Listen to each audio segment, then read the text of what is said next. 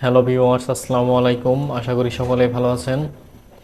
আজকের ভিডিওটিতে শিক্ষকদের জুলাই মাসের বেতন নিয়ে বড় একটি সুখবর রয়েছে, তার বিস্তারিত একটি আলোচনা আপনাদের মাঝে তুলে ধরবো। এখন চলুন দেখে নেওয়া যাক।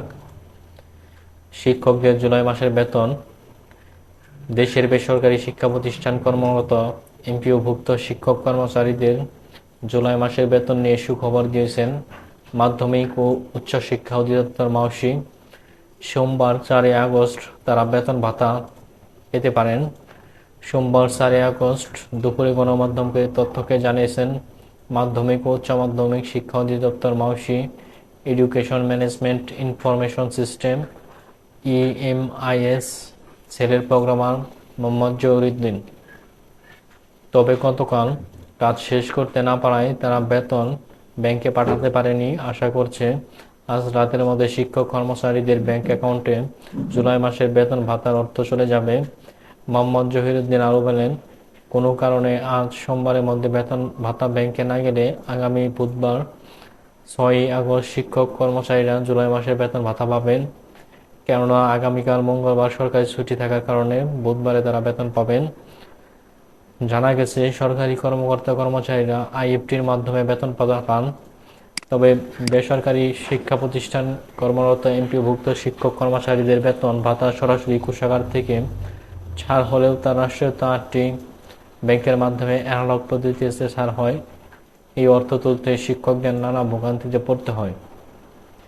এর পরিপ্রেক্ষিতে গত বছরের 5 অক্টোবর বিশ্ব শিক্ষক দিবসে ইএফটিতে বেসরকারি শিক্ষকদের এমপিওর বেতন ভাতা দেওয়ার ঘোষণা দেয় শিক্ষা মন্ত্রণালয়। প্রাথমিকভাবে বেসরকারি এমপিভুক্ত স্কুল কলেজের 209 জন শিক্ষক কর্মচারীর অক্টোবর মাসের এমপিও ইএফটিতে ছাড় হয়। পরবর্তী সময়ে গত 1 জানুয়ারি 1,89,000 শিক্ষক ইএফটির মাধ্যমে বেতন ভাতার সরাসরি অংশ টাকা পেয়েছেন। দ্বিতীয় ধাপে 67,000 এবং তৃতীয় ধাপে 84,000 এবং চতুর্থ ধাপে 8,200 এর অধিক শিক্ষক কর্মচারী ফেব্রুয়ারি এবং মার্চ মাসের বেতন পেয়েছেন। ইতিমধ্যে শিক্ষক কর্মচারীরা মে মাসের বেতন ভাতা পেয়েছেন। তারা জুন মাসের বেতন পেয়েছেন 15 জুলাইয়ের পর।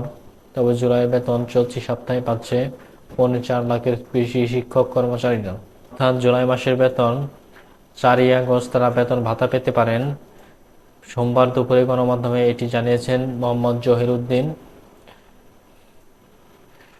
যারা এমপিভুক্ত রয়েছেন তাদের বেতন সরাসরি সরকারি কোষাগার থেকে ছাড় হয়ে 8টি ব্যাংকের মাধ্যমে অ্যানালগ পদ্ধতিতে ছাড় হয়।